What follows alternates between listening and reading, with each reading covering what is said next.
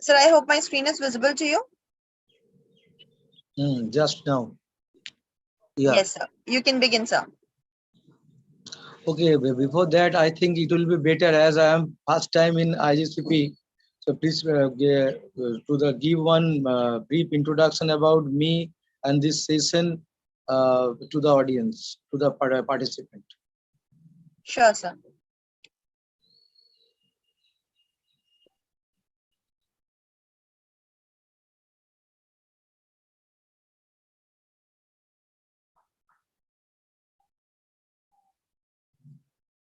Good afternoon, everyone. This is Batul from IJCP, and I would like to welcome all the viewers who have joined our platform for the better exchange of knowledge that is going to be shared by our keynote speaker doctor for today's session. And he is none other than a very renowned pediatrics, Dr. Rajatsubhra Mukhopadhyay, sir. Sir is MBBS, DCH, MD, and Director of Child Healthcare, Arambagh. With the help of sir, we'll be taking a close look on today's topic, which is management of pediatric asthma. Before moving on to today's session, let us have a brief look on what the topic says.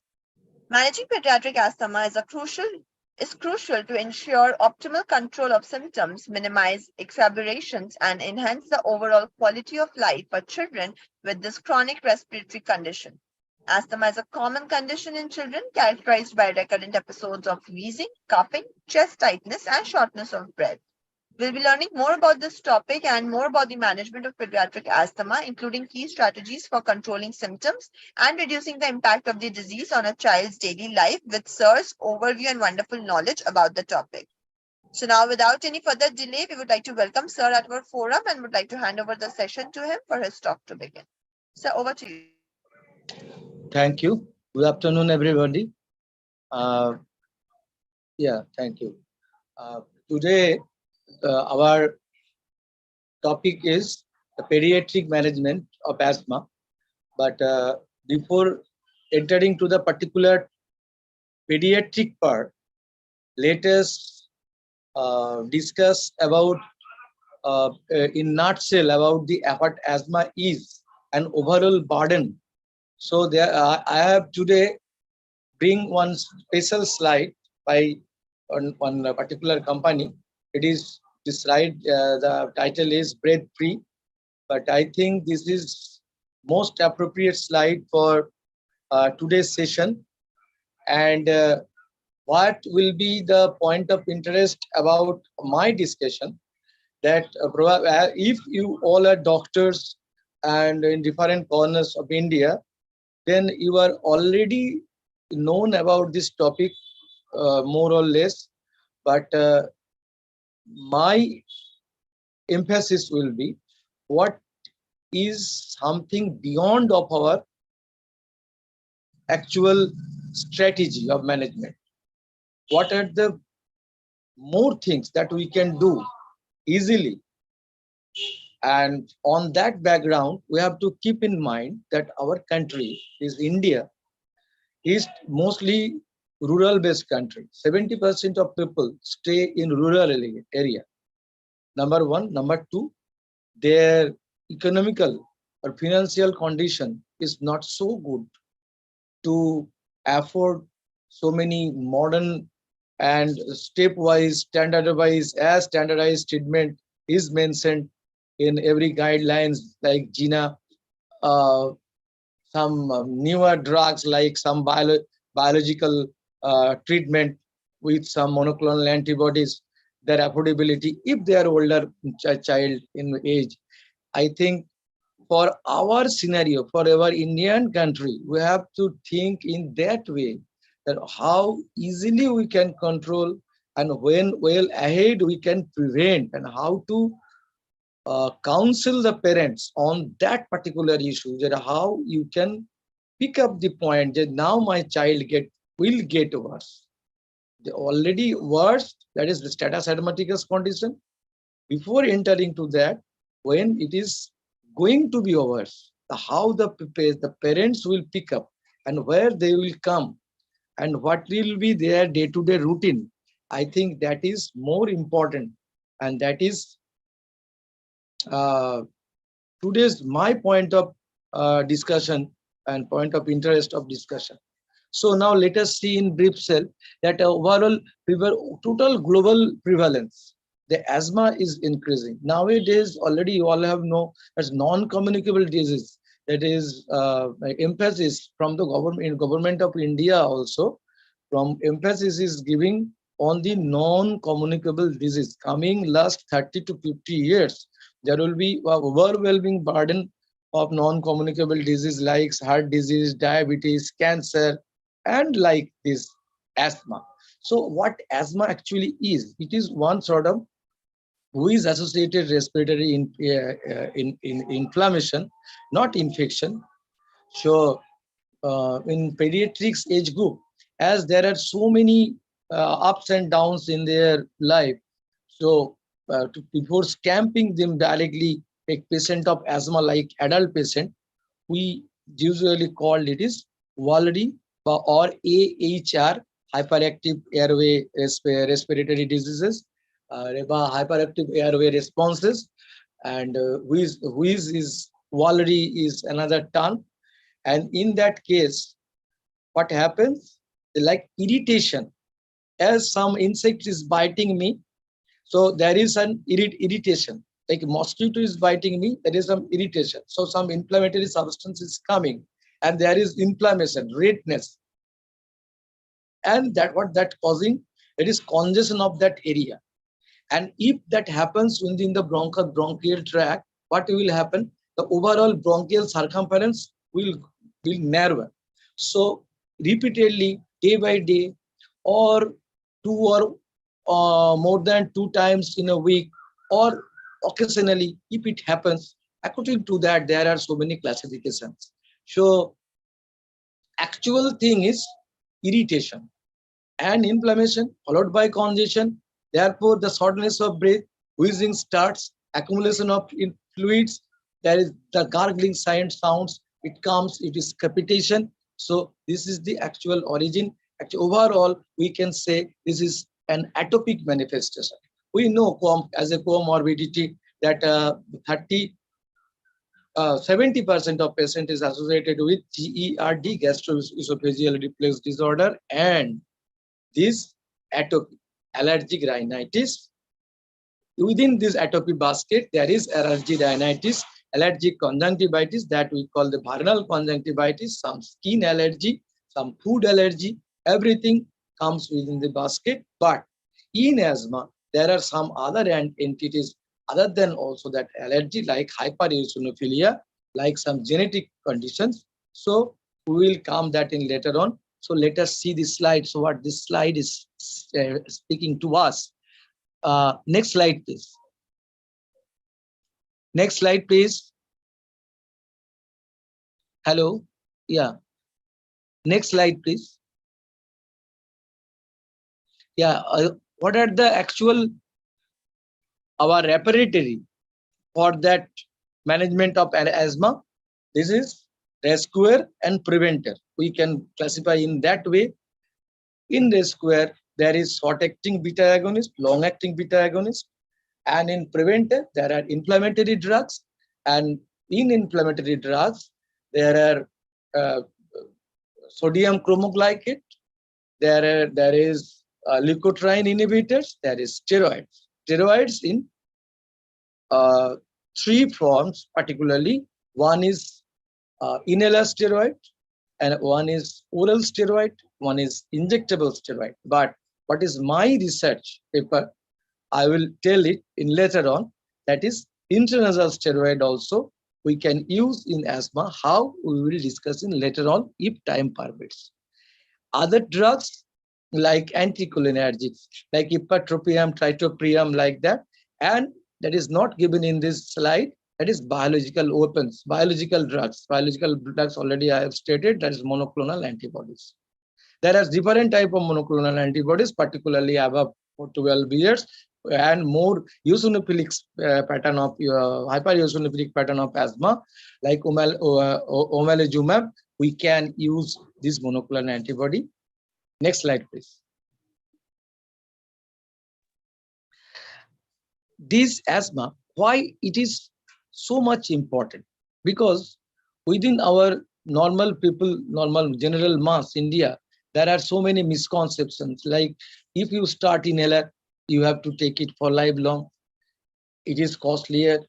Some homeopathics also our counteracts this and helps in this misconception.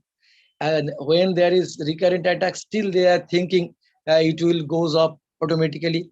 And there are rampant use of antibiotics from starting from the rural medical practitioner, from the retail medicine counter, and everywhere. India only probably the country without prescription you can get antibiotics, and everybody thinks that antibiotic will cure that asthma. But in starting I have said that it is inflammation, not infection. Infection may be co-associated later on, but asthma is inflammation. Role of antibiotic is very less. But this is lack of awareness.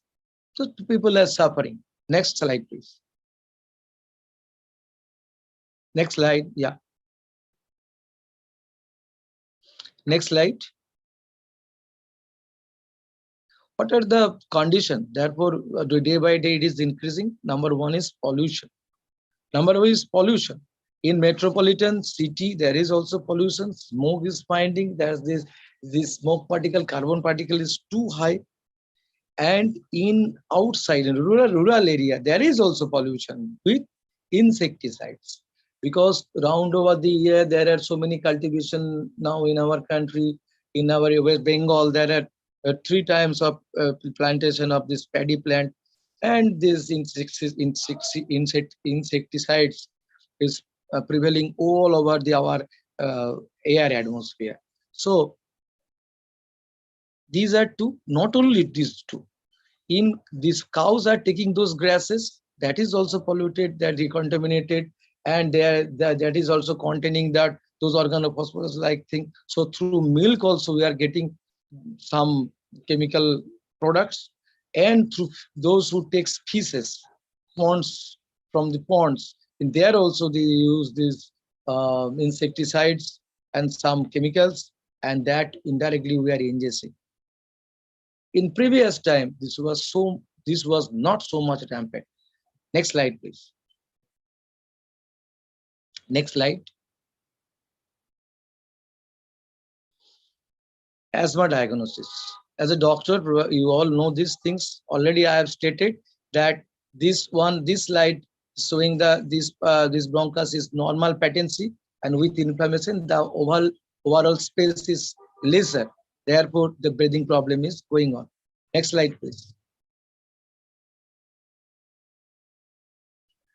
So, in management and in symptom, there will be difficulty in breathing, difficulty in talking, difficulty in working, difficulty in walking. And how much difficulty is there, how much breath in a word, what you can say, how many words in a breath you can say. In that way, we can count the severity. But if it is in children, if it is more severe, there will be stridor, there will be shortness, not only shortness of breath, they will awake in the night, they will stay awakened in the night, there will be stridor, and some advanced stages, there will be looseness in the lips. So cyanosis because of lack of oxygen. So in management, the first target is restoration of the airway or breathway patency. Next, maintenance of its hemodynamics, and then preventive therapy when the oxygen level is normal, and when the oxygen saturation is normal and the breathing difficulty is normal, then we will switch over to the preventive part. Gradually taper down the nebulizer or oxygen, etc. Next slide, please. Already I have said the difficulty, the repeated cough, difficulty in breathing, difficulty in working, because these are the common symptoms. And recurrent infection in children, not only chest infection, recurrent ear, nose infection, ENT area, that is also very important sign of this asthma. And some other signs also in children are there.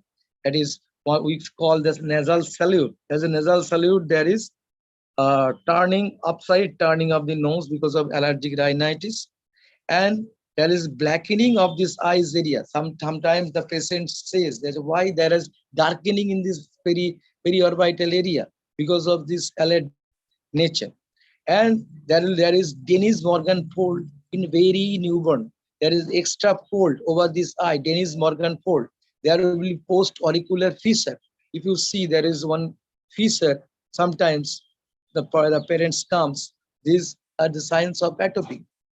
And directly atopic dermatitis, you can say this is atopic dermatitis. Next slide, please.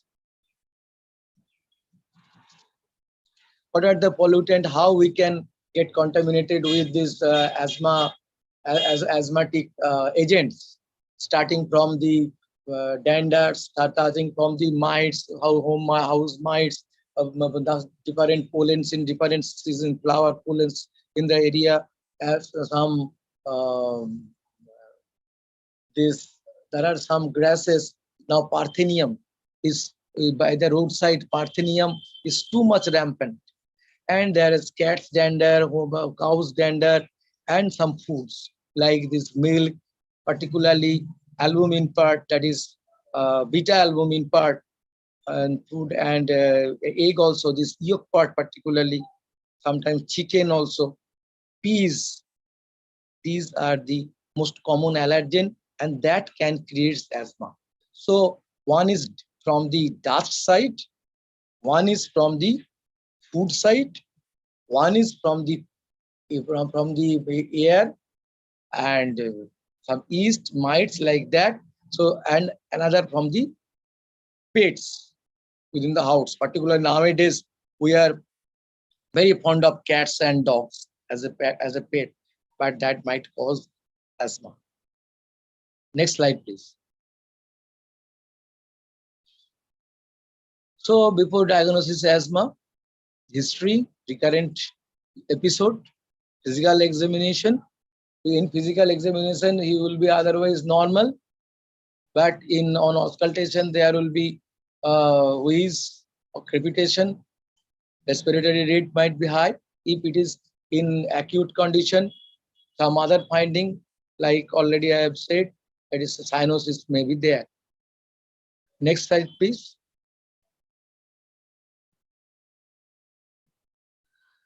Uh, in short, already I have said all these things. Next slide, please.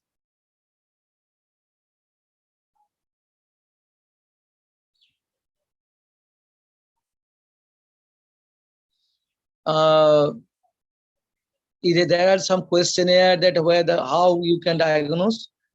Next slide, please.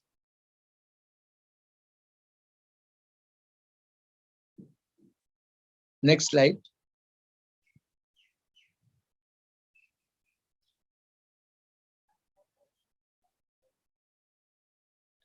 Here, there are some picture that for the treatment, what are the modalities you can use, whether you use, so some comorbidity is there, whether pressure is there, whether sugar is there, whether temperature is there, you can check it. So these pictures are there. You know all these pictures. Next slide, please.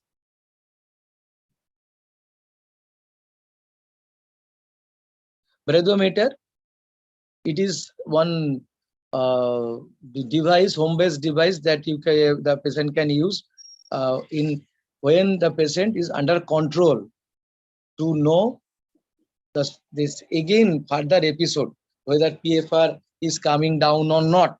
And I think that part is more important. This counseling part I will tell in later after finishing this slide. Next slide, please.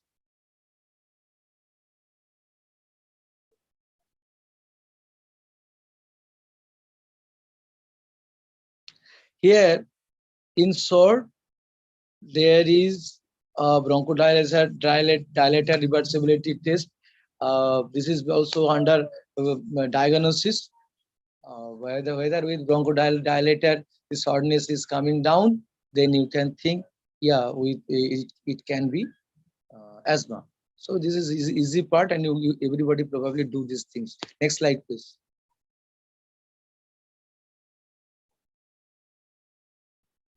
Next slide.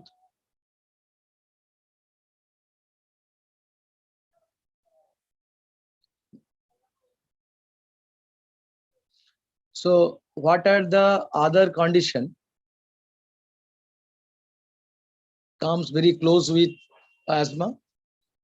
Among that, about allergy, allergic bronchitis, atopy, already I have stated, eosinophilia I have stated, but there can be also cardiac asthma, the cardiac problem. There may be some pneumonia, some bronchitis. That can also happen, as in corona period already faces the same time of presentation. Next slide, please. Next slide, please. Acute and chronic management. That was our point of discussion today. Next slide, please.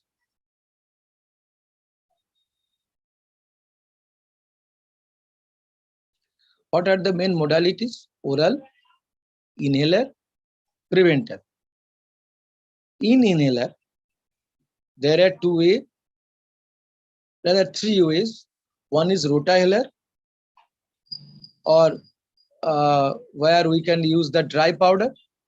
One is metered dose inhaler, that is inhaler form, and another is nebulizer. In nebulizer form, we can with pressure we can use that medicine. In parenteral, through parenteral route, in oral, through tablet if it is older, if the baby is older. Otherwise, in syrup form we can use. Now we have to select to whom we will give which type of medicine and when we will give that medicine. Next slide, please.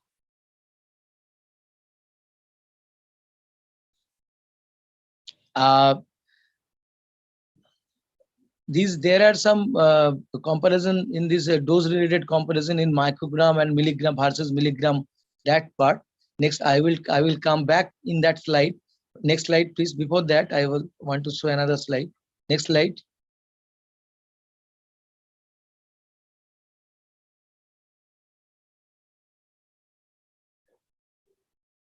Here, this microgram and milligram part. Now, in our common, most of India, common doctors, those who are rural medical practitioners who do not know the guidelines.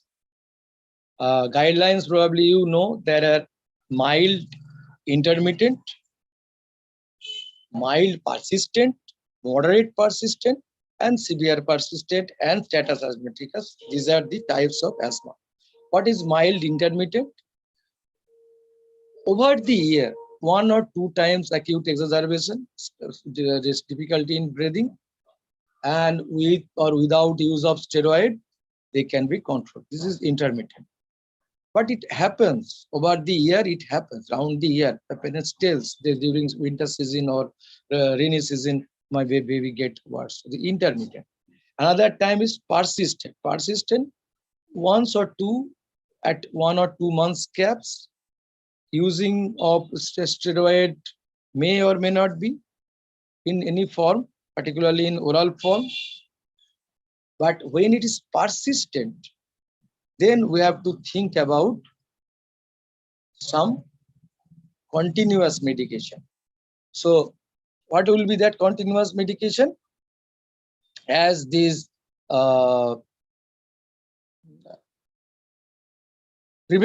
prevention is important in that case. So what are the preventers we have said? As sodium chromoglycate, leukotriene inhibitors, and steroid.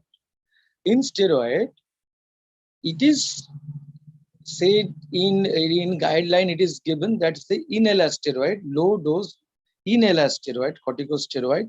There are so many molecules starting from fluticasone, mometasone, budesonide, beclomethasone, so many steroids.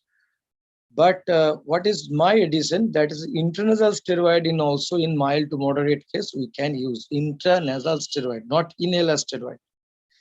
And difference is due to cost burden. Inhaler steroid versus intranasal steroid is cost is much cheaper. Mode of delivery is easier. You are giving in nose, and it is the baby have to give either with the some device, or they have to be much a bit older. They have to be it have to be user friendly. At least age should be more than 6 years. Otherwise, you have to use some special device. But in intranasal steroid, it is not needed.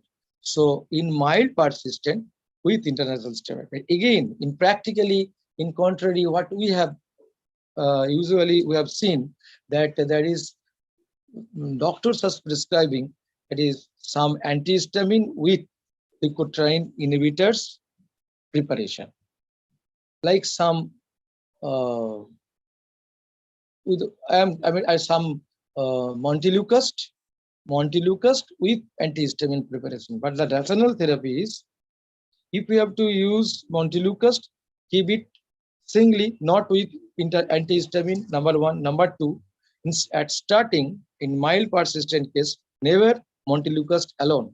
The first line of drug is steroid, intranasal steroid, intranasal, not inhaler here. If it is not controlled, add the Montelukast. If with Montelukast and intranasal it is not controlled, take up that intranasal steroid, add inhaler steroid in low dose. In moderate case, which where the incidence is 2 or more in a week, then you have to give the intranasal steroid with leukotriene inhibitor and bronchodilator also.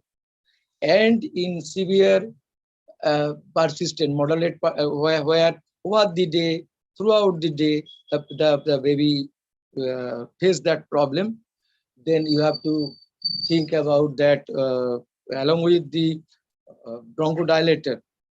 And along with the bronchodilator, you can add sodium chromoglycate, you can add uh, these cholinergic drugs like ipratropium or tritropium.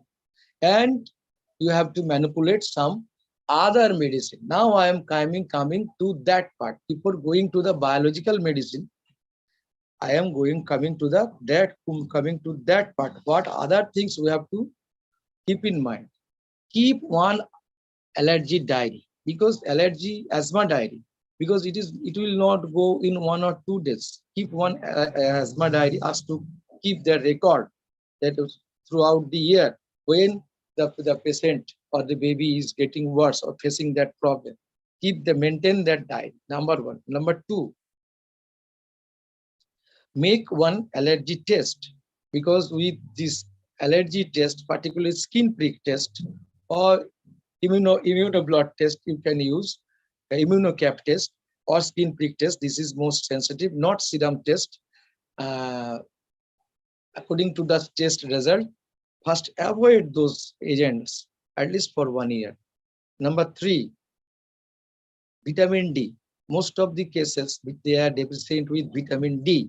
So check the vitamin D, add the vitamin D. Even vitamin D, if it's normal level, still add vitamin D as a regular basis, as daily routine we give from the newborn the vitamin D. So vitamin D, allergy diary, and this allergic manipulation with allergic test, skin allergy test. These three parts are very important and very effective for the management of the asthma.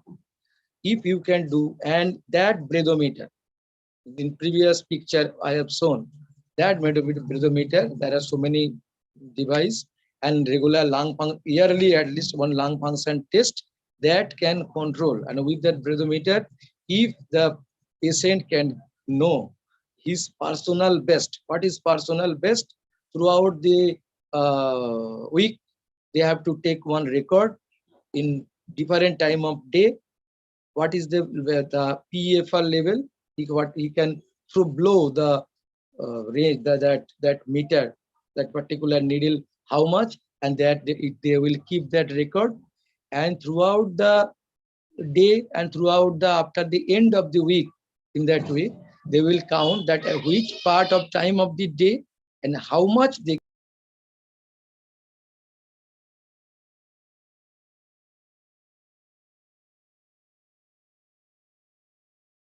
Sir, you are in mute. Kindly unmute yourself. Hello, hello. Am I audible? Yes, sir, now you're audible. Okay. With that personal best, they can use it for his future attack. How?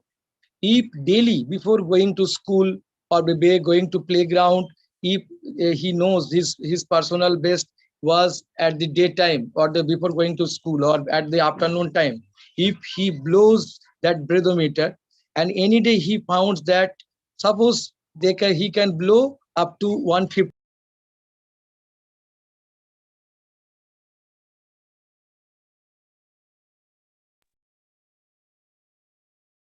Sir, you're again in mute. Kindly unmute yourself, please. The problem in that period, he can use the bronchodilator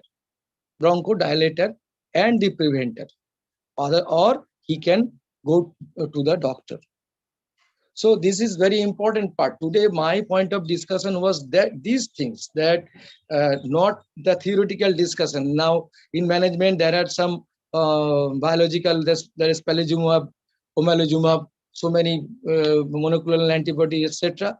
Again, I have said that the 70% of India, they stays in the rural area, the road condition, everything is not so well. In that way, in that situation, those who are working in the primary health center, in that area, you cannot think about these medicines. So much more practical part is today's our main aim of discussion. So another part, that was my research in the last section, that is this intranasal steroid, how you can use. So within this span of time of my medical life, regarding this topic, first I have read in one Australian journal by Adam Robert in 2003, and after that I started research on my evidence-based pediatrics.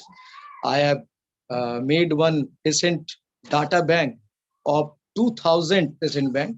There they have given their remarks with that intranasal steroid. Before that, he was using that inhaler steroid in some tertiary, from some tertiary centers or some big doctors.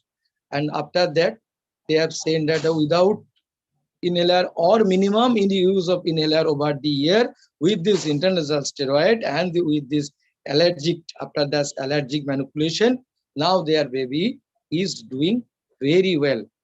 And on that basis, I have written one book, Intranasal Steroid and Asthma. You can, if you go to the amazon.com or .in or in Kindle, you can find, with typing my name, Dr. Rajatsubhra Mukhopadhyay, Intranasal Steroid and Asthma, you can get everything.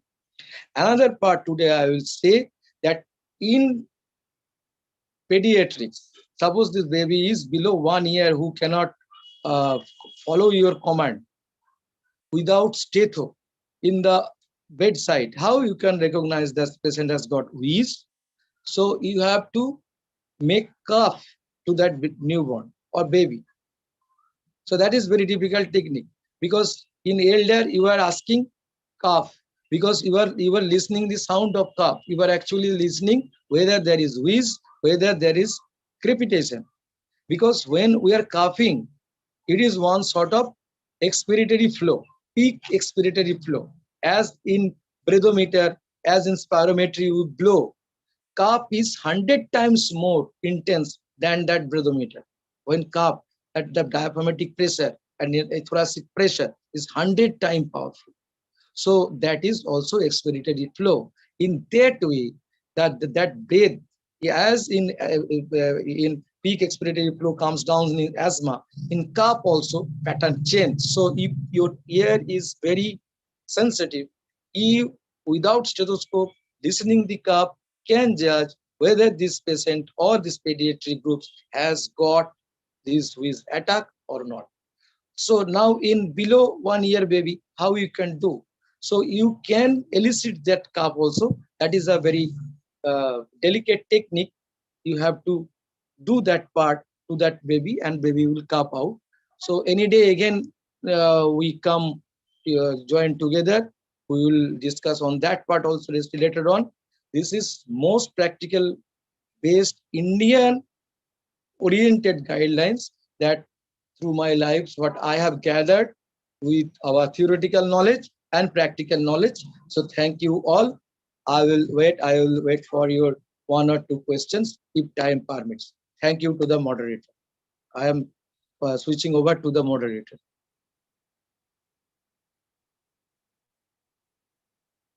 Hello. Hello. Yes, sir. Now you're audible. Okay. Okay. So already I have finished. At the last time it was not on a non-audible. Yes, yes, sir. It was audible. Completely audible. Okay. Already I have switched over to you, to the moderator. We will now, conclude, or you can ask 1 or 2 questions to the audience if they have. Sure, sir. We have a few questions, sir. So with all your dear permission, we would like to put it across to you. Sure. Tell me.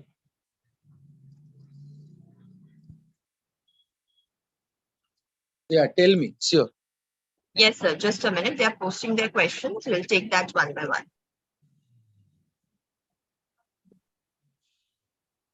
So the first question that we have received from a viewer, and the question is, what are the National Asthma Education and Prevention Program guidelines for pediatric asthma care? Guideline pediatric program already in my discussion, when I have said about this persistent, mild persistent, mild intermittent, mild persistent, moderate persistent. According to that, when you will use these inhaler steroid or leukotriene inhibitors or intranasal steroid, already I have stated. But if you want to see, you can search Google, you will find all these guidelines. Next question. Thank you so much, sir, for answering this question. We'll move to the next question and the last question for today's session. And the question is, which environmental factors and comorbidities must be controlled as a part of the management of pediatric asthma? In starting, we have said about this pollution. Pollution is the most important part, because during COVID period, when we were using the mask was mandatory. At that period, I have seen that the asthma episode was also lowered down at that period. So I think if we use we can use that mask regular basis, because we cannot come up from these hazards, pollution hazards, very quickly in metropolitan, even in rural area also. We can minimize our asthma problem. Thank you so much, sir. Thank you for answering this question. That was the last question for today's session. And at the outset, I would like to thank all the viewers who were here with us and who had joined our platform for the better exchange of knowledge that has been shared by you. Thank you so much, sir, for your valuable time as well. And we'll be looking forward for your next session at our platform, sir. Okay. I will wait for your feedback in my WhatsApp number. That will be much more appreciating to me, whether how much a participant actually today was listen my all my lectures, and how my lecture was actually. Sure, So I will sure. comment also.